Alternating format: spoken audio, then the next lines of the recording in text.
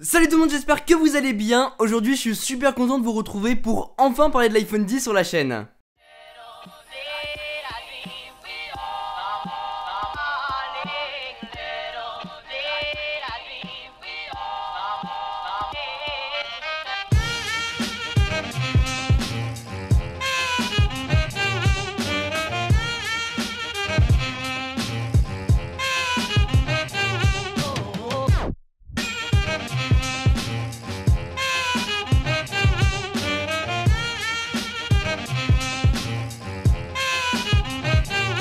Étonnamment, vous avez été super nombreux à me demander cette vidéo, du coup aujourd'hui on se retrouve pour parler de mon expérience. Ça va faire quelques jours que j'utilise et je trouve ça déjà top.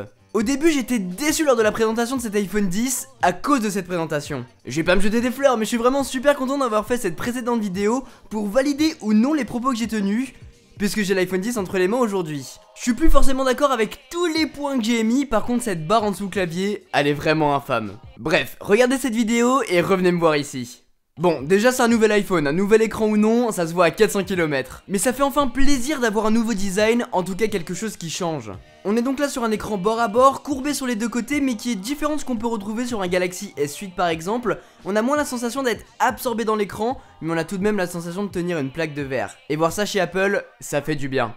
Qui dit nouvel écran dit aussi nouveau geste. Je vais pas vous le faire en détail, mais vu qu'on a plus de bouton home sur le bas, pour naviguer cela se fait via des gestes de glissement et c'est tellement plus naturel. En quelques heures je m'y suis habitué et c'est super fluide. J'ai pas encore eu de bug ou de ralentissement, heureusement j'ai envie de vous dire, mais je pense que ce sera ça le problème de l'iPhone 10. Au fur et à mesure des mises à jour, le système va se ralentir et effectuer des gestes deviendra lent et chiant. L'écran lui-même est fou. Les couleurs sont très bonnes mais on voit pas énormément la différence avec un iPhone 8 par exemple. Là où peut-être ce sera perceptible, c'est grâce à la technologie OLED qui a été implémentée, qui va éteindre les pixels noirs et qui pourra dissimuler l'encoche. Tiens, parlons de cette encoche. Et bah c'est pas du tout choquant. Je sais pas pourquoi j'ai pris cette voie. Et justement, je trouve que ça lui donne du charme, ou tout du moins une identité qui le différenciera des autres smartphones borderless. Et puis faut pas oublier qu'à l'intérieur se trouve une vraie usine à gaz permettant de faire fonctionner la caméra avant, mais surtout Face ID. Pour moi Touch ID était parfait, c'était rapide, ça fonctionnait presque tout le temps, mais du coup sur ce nouvel iPhone, plus de bouton home, donc bye bye Touch ID, bonjour Face ID. C'est un poil plus long pour déverrouiller, je vous cache pas, mais c'est tellement plus naturel. On est quoi qu'il en soit obligé de lever son téléphone et de le regarder, et ça fonctionnera dans n'importe quel scénario. Je vous laisserai voir les vidéos des potos qui en parlent beaucoup plus en profondeur, mais c'est vraiment impressionnant. Que ce soit en plein jour, dans le lit, dans le noir, avec des lunettes, ça fonctionnera. En fait, on pense plus à déverrouiller son iPhone, ça se fait. Côté design, on va pas bien sûr oublier son dos en verre et ses côtés en acier inoxydable. C'est une Apple Watch en grand format. C'est exactement ça. Et pour le coup, l'effet premium se fait vraiment ressentir lorsqu'on l'a en main. Sur l'iPhone 8, on a du verre au dos, mais avec l'iPhone 10, ça semble beaucoup plus soigné, beaucoup plus travaillé. Est-ce que c'est grâce au nouveau design, à la bordure en acier inoxydable? Je sais pas, mais vraiment lorsqu'on l'a en main, on sent le travail. Alors par contre ça a l'air tellement fragile. Pour vous dire, je l'ai ouvert en direct avec vous sur Instagram, d'ailleurs suivez-moi, c'est cool hein. Et à peine ouvert, je lui ai tout de suite mis une coque et un film en verre trempé pour le protéger. Après je suis comme ça avec tous les produits lorsque je les reçois, j'ai peur de les abîmer et donc du coup je les protège. Et surtout là, connaissant le prix quoi. Du coup ça fait plaisir d'avoir un nouveau design, mais ça met la pression pour pas l'abîmer. Le verre au dos lui permet la recharge sans fil, ça c'est cool, et puis il est un poil plus lourd en main, ça se ressent vraiment.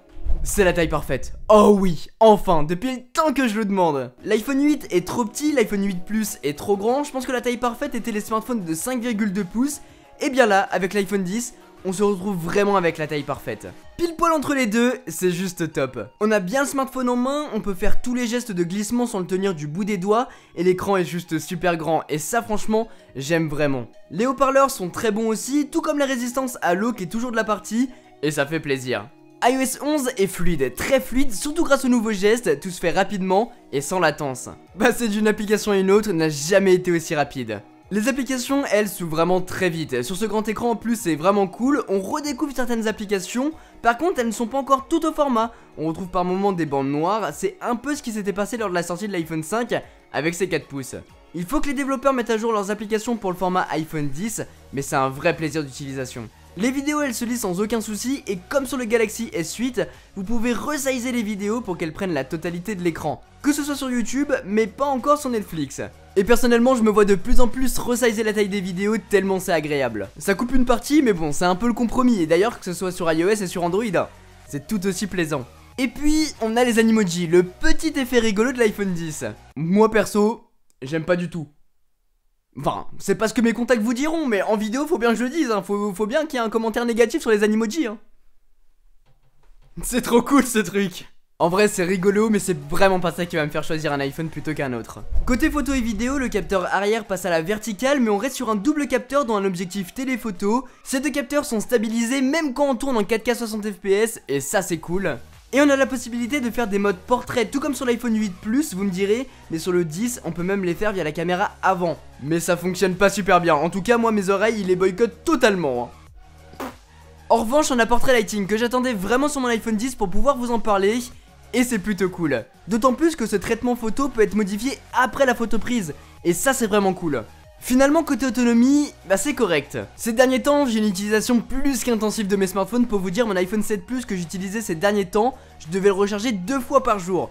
Et c'est globalement ce qui se passe avec mon iPhone 10 ces derniers temps. On a exactement la même batterie que sur un iPhone 8 Plus, sauf que là on a un format plus petit. Donc ce qui me laisse penser que la batterie est quand même bien meilleure.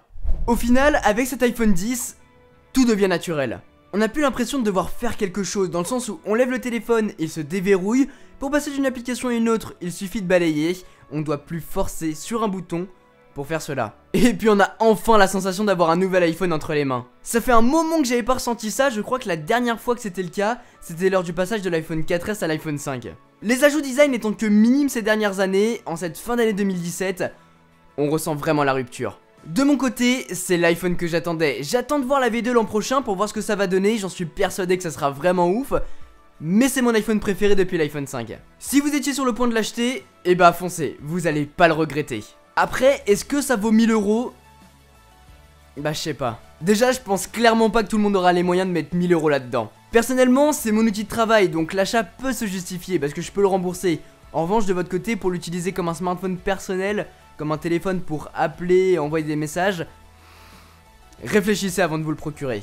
En tout cas les amis, j'espère vraiment que cette vidéo vous a plu. Donnez-moi votre avis sur l'iPhone 10 dans les commentaires. Sur ce, c'était Quentin, passez tous une très bonne journée. Tchou!